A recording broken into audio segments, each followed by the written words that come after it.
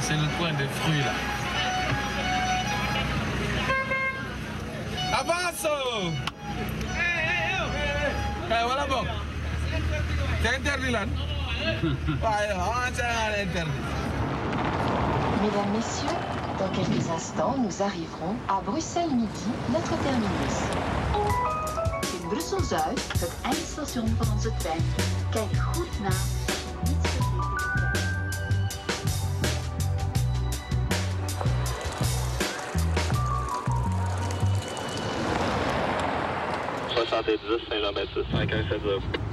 Bonjour Alex, est-ce que mon nom est cédulé pour demain? Allez dans la 1, la feuille dans la 1. Ils sont plus de 200 millions à le parler, 63 États en avoir adopté les valeurs. Mais qui connaît vraiment la langue française? Qui sait comment les mots se fabriquent? Comment la littérature, la chanson et le cinéma ont réussi à la célébrer? Comment enfin des hommes et des femmes politiques s'en sont emparés pour faire rêver leur peuple? Ce sont quelques grands moments de cette histoire-là que nous allons vous conter. Une histoire née depuis plus de 1000 ans et qui traverse l'Europe, l'Asie, l'Afrique et les Amériques. À Dakar, Bruxelles, Montréal ou Paris, nous nous comprenons avec des mots qui se ressemblent. Des mots qui jaillissent de la rue pour capter l'air du temps et pour, peut-être un jour, finir dans un dictionnaire. Mais ce sont des mots dont l'origine nous est souvent inconnue. Des mots enfin qui nous embarquent dans un imaginaire si éclaté que l'on peut se demander par quel mystère la langue française continue d'exister, mais aussi parfois de nous faire rêver. Une vraie langue naît, vit, se développe et ne meurt pas parce qu'elle peut tout dire. Les Africains bonifient la langue française formidablement. Les Acadiens le font, les Québécois le font, les Belges le font. En même temps, je trouve ça juste dommage des fois que ce soit seulement la France qui ait le monopole de l'estampille sur les mots. Partout dans le monde, l'intelligentsia a toujours utilisé le français.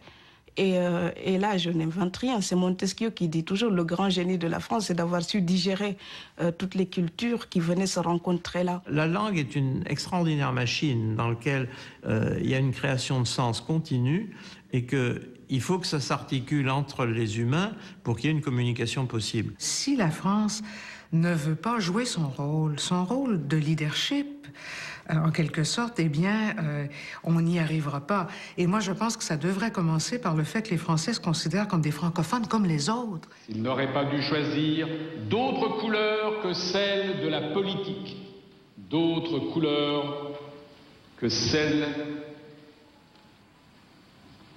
de la politique, point à la ligne. Louvoyant savamment entre yacht, yole, cotre, ketch et brique, je regagnai indemne Pointe-à-Pitre.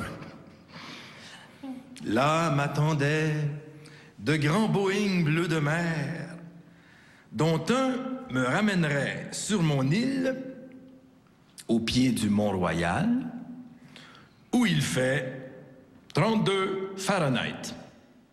S'ils n'auraient pas dû choisir d'autres couleurs que celles de la politique, point à la ligne. La grammaire d'aujourd'hui, c'est une énorme collection de fautes par rapport à la grammaire de l'ancien français. Mais non, point d'exclamation. Mais non, point d'exclamation. C'est pour ça que les puristes, finalement, ils ont toujours tort à terme. Au moment précis, ils peuvent avoir raison. Mais non, point d'exclamation. Mais au bout de 100 ans ou de 200 ans, la manière de parler ancienne est oubliée. Et ça va être une ancienne faute qui va devenir la règle. Et une faute, ça ne dure pas 1000 ans. Hein. Ça peut durer 50 ans ou 60 ans quand il y a des règles. Mais comme les règles sont toujours sujettes à évoluer, sinon alors on est dans des sociétés qui sont complètement bloquées. Ça a été le cas de Byzance avec le grec, par exemple, où il fallait obligatoirement parler un grec complètement archaïque. Ça a été le cas de l'arabe. L'arabe écrit n'est plus l'arabe oral, et le résultat, c'est que la langue s'est divisée en plusieurs façons de la manipuler, qui fait qu'un Algérien ne comprend plus un Égyptien et vice-versa. Ça aurait pu arriver entre le français de France et le français du Québec, parce que le français du Québec, à l'origine, c'est un très bon français qui s'est répandu sur un territoire nouveau. Et puis après, il y a eu l'influence de l'anglais, il y a eu quelques emprunts aux langues amérindiennes, mais à terme, on est arrivé à un usage du français qui est un usage régional, S'il n'y avait pas eu de contact fréquent entre le Canada et la France, on aurait pu très bien assister à la naissance d'une langue d'origine française et qui aurait été le franco-canadien. Au lieu de ça, ce sont deux variantes assez différentes de la même langue. C'est une richesse, quoi. On vit la chambre des garçons, roule le tapis du salon. Heureux le père tire une bouffée en attendant les invités. Les voisins arrivent gaiement avec leur douzaine d'enfants. On monte en haut les coucher, c'est quand il faut les tasser. Quand ils sont bien endormis, on ferme la porte sans bruit. On descend le cœur joyeux en attendant les violonneux.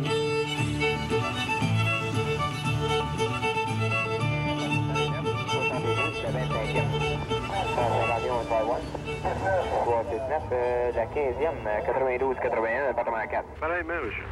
En l'an 842, un accord de paix est conclu entre deux des petits-fils de Charlemagne, Charles le Chauve et Louis le Germanique, contre le troisième, leur aîné Lothaire, à propos du partage de l'Empire carolingien. Si salvare eo sist meo fratre Carlo e in aiuta in caduna cosa, siccome perdrei so fradra salvadist, c'est le fameux serment de Strasbourg. On y lit que chacun des deux frères jure dans la langue de l'armée opposée qu'il n'attaquera pas son frère et que les chefs de chaque armée devront répondre dans leur propre langue. Ainsi naît, sur la base d'un plurilinguisme fécond, une langue écrite. Les mots sont plus courts qu'en latin et les pronoms personnels s'installent tranquillement dans le langage commun. On décèle aussi pour la première fois l'emploi du pronom indéfini « on », si courant aujourd'hui dans le français moderne. Premier truc qui n'est plus du latin et qui est écrit, c'est les serments de Strasbourg. C'est un texte politique, artificiel, milieu du IXe siècle. Et avant ça, on n'a aucune trace écrite que des explications en latin tortillé du latin classique. Parce que déjà, les prédicateurs étaient obligés de traduire, ils ne comprenaient plus. Donc cette histoire de la langue, elle est beaucoup plus longue qu'on ne pense, et l'installation d'une langue nouvelle qui est le français, il va falloir dans un premier temps que le latin parte en couille, excusez-moi l'expression, mais c'est bien comme ça que ça s'est passé, tout en étant gardé pour dire la messe ou pour enseigner, hein, ça c'est vrai, et puis après ça, il va falloir une sorte de normalisation pour qu'on en arrive au français d'Île-de-France, qui est le français du roi, et que tout le monde va plus ou moins imiter, et on va avoir une grande littérature à partir du XIIe et du XIIIe siècle. Je dis et maintiens qu'il n'y a tel torche-cul que d'un oison bien duveté, pourvu qu'on lui tienne la tête entre les jambes.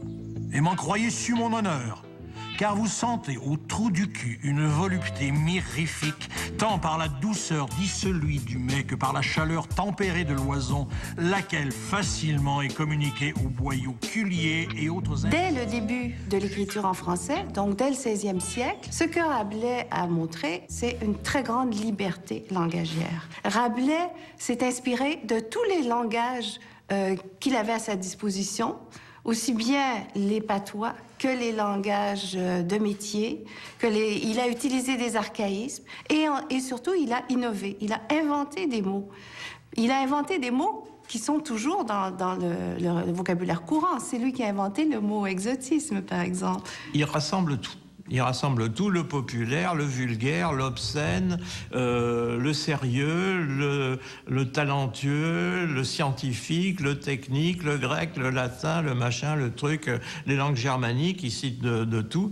Et ça peut aboutir dans l'extraordinaire description des torche-culs qui a 20 pages, qui fait marrer 4 siècles après.